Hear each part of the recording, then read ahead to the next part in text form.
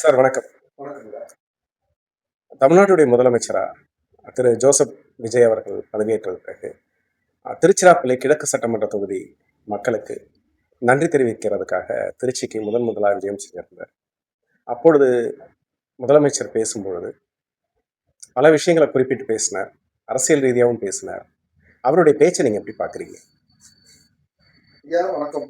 நான் வழக்கறிஞர் மாரியப்பன், பாரதிய ஜனதா கட்சியுடைய வழக்கறிஞர் பிரிவு மாநில செயலாளர்.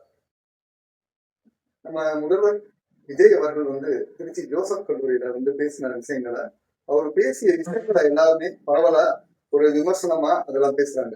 ஆனா அதையெல்லாம் தாண்டி அவர் அந்த இடத்தில் பேசுவது முதலில் சரியா அப்படிங்கறத யாருமே பார்க்கல.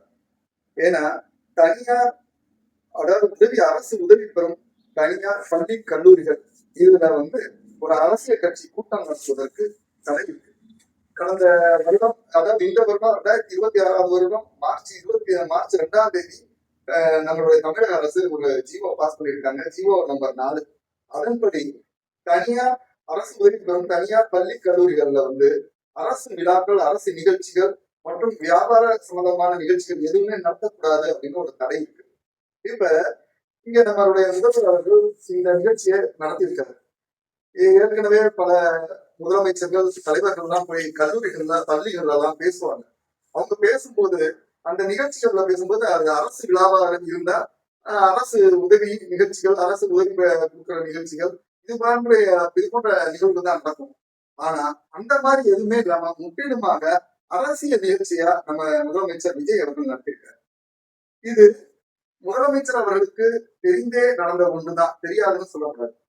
அதே மாதிரி கல்லூரி நிர்வாகமும் அந்த பள்ளி நிர்வாகமும் அதை நிர்வகிக்கக்கூடிய கிறிஸ்தவ மத நிறுவனமும் இவர்களுக்கு அனுமதி கொடுக்கும் போதே இது தமிழக வெற்றி கழகத்தின் அரசியல் கூட்டம் அப்படிங்கிறத நன்கு தெரிந்துதான் கொடுத்திருக்கிறாங்க. இது அரசாங்க நிகழ்ச்சி இல்ல. அரசாங்க உதவி 4 பேருக்கு பள்ளி மாணவர்களுக்கு சைக்கிள் கொடுக்கறது, இல்ல கல்லூரி மாணவர்களுக்கு அரசு உதவித்தொகை கொடுக்கறது, ஏழை மக்களுக்கு உதவித்தொகை கொடுக்கிறது, இது மாதிரியான எந்த நிகழ்வும் அங்க நடக்கல. முதலமைச்சர் அவர்கள் திமுகவை விமர்சிச்சாரு, அதிமுகவை விமர்சிச்சாரு, பொதுமக்களை பார்த்து பல கோரிக்கைகளை பேசினாரு, அவருடைய விஷயங்களை பேசினாரு. முற்றிலும் இது அரசு விழா அல்ல, அரசியல் விழா. பின்னாடி கூட தமிழக வெற்றி கழகம் நன்றி அறிவிப்பு கூட்டம் அப்படின்னு தான் அதுல இருந்தது. அப்ப இதே மாதிரி திமுகவோ அதிமுகவோ பாரதிய ஜனதா கட்சியோ இந்த கல்லூரியில போய் இந்த பள்ளி வளாகத்துக்குள்ள நாங்க ஒரு அரசியல் கூட்டம் நடத்துவோம் அப்படின்னு கேட்டா அதுக்கு அவங்க அனுமதி தருவாங்களா? இல்ல இந்த அனுமதி விருப்பத்தின் பேரில் கொடுக்கப்பட்டதா, இல்லை முதல்வர் அவர்களுடைய அதிகார துஷ்பிரயோகத்தின் அடிப்படையில் வழங்கப்பட்டதா அப்படிங்கிறத பார்க்கணும். இதற்கு மேல பாத்தீங்கன்னா இந்த நிகழ்வு தொடரக்கூடிய விஷயமா தான் இருக்கும். சார் குறுக்கிறதுக்கு மன்னிக்கவும். இப்போ அரசு உதவி பெறக்கூடிய கல்லூரிகள்ல அரசியல் கட்சிகளுடைய எந்த விதமான விழாக்களும் நடத்தக்கூடாதுன்னு நீங்க சொல்றீங்க. ஆனா வந்திருக்கிறது தமிழ்நாடு முதலமைச்சர். அவர் தமிழ்நாடு முதலமைச்சராக தான் வந்திருந்தாரு. தமிழ்நாடு முதலமைச்சராக தான் பொதுமக்களை சந்திக்க வந்தார். அப்படிங்கும் போது இது அரசு சார்ந்த விழாவா தான் பார்க்கப்படுகிறது. இது ஒரு விஷயம் சார். இரண்டாவது என்னுடைய கேள்வி, கடந்த ஏப்ரல் இல்ல சார் இல்ல கடந்த ஏப்ரல் மாசமா மார்ச் மாசமா எனக்கு சரியா ஞாபகம் இல்லை, திருவானைக்காவல்ல இருக்கக்கூடிய பிரபலமான ஒரு கல்லூரியில பாரதிய ஜனதா கட்சியுடைய ஒரு மிகப்பெரிய ஒரு மாநாடு மாதிரி நடந்தது. அந்த மாநாட்டிற்கு மத்திய அமைச்சர் வந்திருந்தாரு. அதே போல அரசியல் கட்சி தலைவர்களும் வந்திருந்தாங்க, நடிகை வந்திருந்தாங்க. சோ அந்த நிகழ்ச்சி எப்படி நடத்தலாம்? நீங்க உங்களுக்கு புரிதல் இல்ல. நீங்க திருவனைக்காவல்ல ஒரு தனியார் கல்லூரியில நடந்த விழாவில விவாதங்கள் நடந்தது எதை பத்தினா ஜிஎஸ்டியை பத்தி. மத்திய அரசு தற்போது கொண்டு வந்திருக்கக்கூடிய முதலீடுகள் மற்ற மத்திய பட்ஜெட்டை பத்தியான விளக்க கூட்டம் தான் நடந்தது. நீங்க அதை தவறா நீங்க புரிஞ்சு பேசுறீங்க.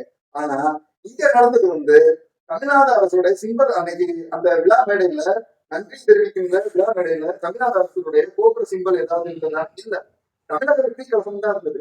அப்ப இந்த நிகழ்வு தொடர்ந்து பல்வேறு கல்லூரிகளும் தமிழ்நாட்டுல முதலமைச்சர் கொண்டு போவாரு. இது சிறுபான்மை நிறுவனங்கள் நடத்தக்கூடிய பள்ளி கல்லூரிகள்ல முதலமைச்சர் இதை விரிவுபடுத்தி திரும்ப அவர் அரசியல் கூட்டங்கள் நடத்தி இந்த கலாச்சாரத்தை சீரழிக்கிறதுக்கான வாய்ப்புகள் இருக்கு. நல்லா நீங்க யோசிச்சு பாத்தீங்க அப்படின்னா, இதற்கு முன்னாடி அறிஞர் அண்ணா அவரு போய் பேசியிருக்காரு, கலைஞர் பேசியிருக்காரு, இன்னும் பல அரசியல் தலைவர்கள்லாம் நிறைய கல்லூரிகள்ல பேசியிருக்கிறாங்க. வைகோ கூட பேசியிருக்காரு. தமிழருவி மணியும் பேசியிருக்காரு. இன்னும் நெல்லை ஆஹ் நெல்லை அவரு அவரு பேசியிருக்காரு. இன்னும் நிறைய தலைவர்கள்லாம் போய் பேசியிருக்காங்க கல்லூரிகள். அண்ணாமலை கூட சமீபத்தில் பேசியிருக்காரு. ஆனா இவங்க என்ன பேசுனது அரசியல் கலக்காத ஸ்தலம். ஆனா இன்னைக்கு திரு விஜய் அவர்கள் பேசியது முற்றிலும் அரசியல் கலந்தது. அரசியல் மட்டும்தான் பேசினாரு. அப்ப இதே நிகழ்வுகள் தொடர்ந்தால் கல்லூரி என்பது பள்ளி கல்லூரிகள் இதெல்லாம் வந்து கல்விக்கான தளமாக இல்லாம அரசியல் தளமாக போயிடும். ஒரு கலாச்சாரத்தை சீரழிச்சு கலாச்சாரத்தை முதல்வர் விஜய் அவர்கள் மாற்றியிருக்காருன்னு நான் சொல்றேன் சார். இது வந்து தொடரும். இது வந்து இந்த ஆட்சியில இது மேல பல நெறிமுறைகள் எல்லாம் மாறிதான் போகும் அப்படிங்கறத சொல்றேன். இது நீங்க பாருங்க, இன்னும் கவனிச்சே பாருங்க. இது வந்து இப்படியேதான் தொடரும். எல்லா இடங்களுமே கொண்டு போய் இப்ப வந்து கூட்டம் நடத்துவாங்க, கட்சி கூட்டம் நடத்துவாங்க, பள்ளி கல்லூரிகள்ல தான் இது நடக்க போகுது. இதெல்லாம் மாற்ற வேண்டும் அப்படின்னு தான் எல்லாமே சொன்னாங்க. அதான் மாற்றம் வரும்னாங்க. விஜய் வந்தாரு, எந்த மாற்றமும் வரல. மக்களுக்கு ஏமாற்றம் தான் சார் வந்திருக்கு. வணக்கம் மாரியப்பன். நன்றி சார். திருச்சி.